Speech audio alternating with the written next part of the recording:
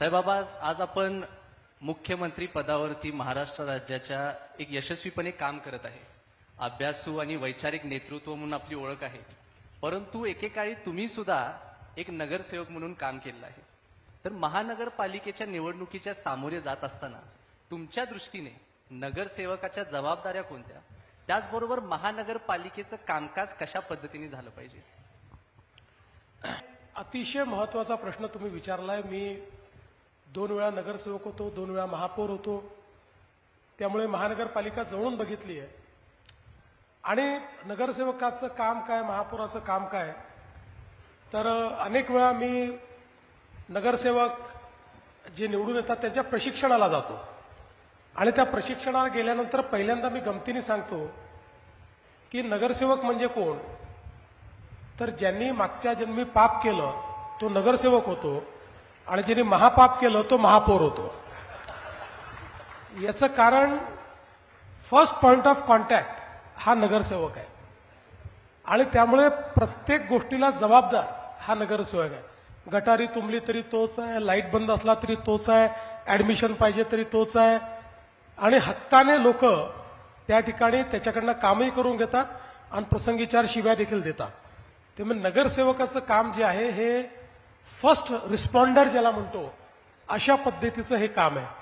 दुसरं काय की आपल्या एकूण राजकीय व्यवस्थेमध्ये लोकांना इतकं कन्फ्युजन आहे. ते नगरसेवकाचं काम हे खासदाराला सांगतात, खासदाराचं काम हे नगरसेवकाला सांगतात, अजून कोणाचं तरी काम आमदाराला सांगतात.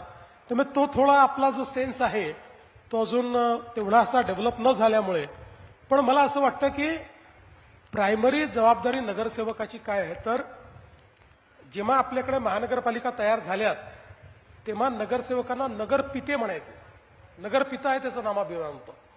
पण कालांतराने हे लक्षात आलं की यांना पिता नाही राहायचं आहे. पिता हा अधिकार गाजवतो, यांना सेवक व्हायचं आहे. आणि म्हणून आपण ते नाव बदललं आणि नगरपित्याचे नगरसेवक झाले. आणि म्हणून आज आपल्या महानगरपालिकेमध्ये रिसोर्स मोबिलायझेशन असेल, रिसोर्सचे योग्य डिप्लॉयमेंट असेल, या सगळ्या गोष्टींकडे लक्ष देणारा हा नगरसेवक.